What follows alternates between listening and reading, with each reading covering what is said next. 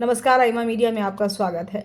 वक्फ board विधेयक में उपबंधों में संशोधन के उद्देश्य से गठित जगदम्बिका पाल के नेतृत्व वाली संयुक्त संसदीय समिति की रिपोर्ट संसद में पेश होते ही बवाल शुरू हो गया। विपक्ष मांग कर रहा है कि संयुक्त संसदीय समिति यानी कि जेपीसी में जो 11 विपक्षी सदस्य शामिल थे उनके असहमति पत्र की उपेक्षा की गई, जबकि संसदीय कार्य मंत्री का जवाब था कि असहमति पत्र के जिस अंश से अध्यक्ष असहमत होते हैं उसे हटाने का उन्हें अधिकार है। उसी वक्त गृह मंत्री अमित शाह ने अपनी पार्टी का पक्ष स्पष्ट करते हुए कहा कि विपक्ष के सदस्यों के असहमति पर भाजपा को कोई आपत्ति नहीं है। सच तो यह है कि विपक्षी सदस्य अपने असहमति पत्र के माध्यम से ये साबित करना चाहते थे कि इस विधेयक से वह कितना अधिक असहमत है, लेकिन जब इसमें काट छांट हो गई तो उनकी नाराजगी उचित है। हंगामा यही नहीं समाप्त हुआ, बात यहां तक बढ़ गई कि मुस्लिम पर्सनल बोर्ड ने भाजपा को समर्थन दे रही एनडीए में शामिल जनता दल और तेलुगु देशम पार्टी के नेताओं नीतीश कुमार और चंद्रबाबू नायडू को खुली चुनौती दे डाली कि यदि इन दोनों पार्टियों के सदस्यों ने विधेयक के पक्ष में वोट डाला तो उन्हें मुसलमान हराने के लिए असंभव प्रयास करेंगे। दरअसल 1954 में तत्कालीन प्रधानमंत्री जवाहरलाल नेहरू ने वक्फ बोर्ड का गठन इसलिए किया था कि भारत में मुस्लिम समाज से संबंधित भूमि की सुरक्षा की जा सके।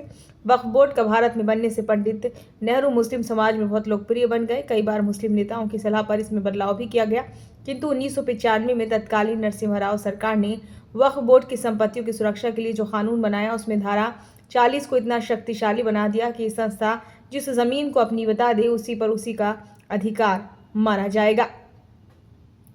शिकायत करने वाले को किसी अदालत में जाने की आज़ादी नहीं होनी, बल्कि उसे वक्फ बोर्ड के ट्रिब्यूनल में भी अपील करनी होगी जिसमें शिया और सुन्नी समुदाय से संबंधित सदस्य होते हैं। पहली बात तो हैरान करने वाली ये है कि वक्फ बोर्ड में मुस्लिम समाज के सभी फिरकों को प्रतिनिधित्व नहीं मिला है, और दूसरा ये है कि लोकतंत्र में जमीन जायदाद का फैसला राजस्व से संबंधित जिलाधिकारी न करके उसी समुदाय के लोगों द्वारा बनाई गई संस्था का ट्रिब्यूनल करेगा, तो उस पर भला कौन भरोसा करेगा।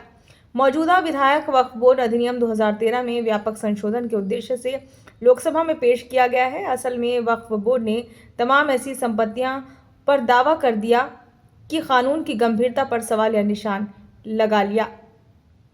धारा 40 की समीक्षा एवं संशोधन से कम इस बात की राहत होगी कि अब किसी संपत्ति पर मनमाने ढंग से दावा नहीं किया जा सकेगा, और यदि दावा किया भी गया तो उसके खिलाफ जिलाधिकारी और बाद में अदालत में जाने का दरवाजा खुला होगा।